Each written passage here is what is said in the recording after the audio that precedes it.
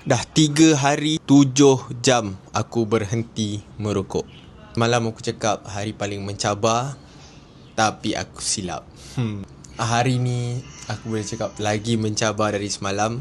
Macam biasa, aku tak boleh tidur. Bangun pagi pukul 9. Hari ni aku kena pergi office, tapi aku macam very moody, tak cukup tidur. Aku just cakap dekat bos aku buat kerja sikit kat rumah and then aku pergi office.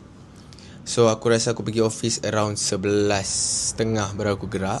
Tu sampai office around 12.10 macam tu aku rasa. Lepas tu aku terus tapau Subway dengan aku beli cookies dia, chocolate chip. Aku literally craving rokok yang craving gila-gila. And aku craving sugar gila-gila.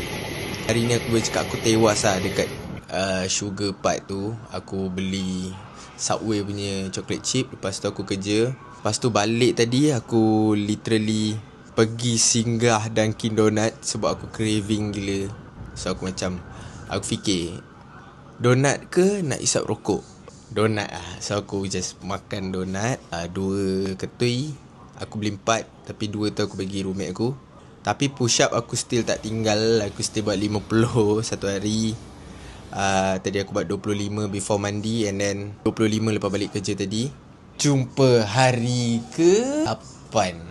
Ciao.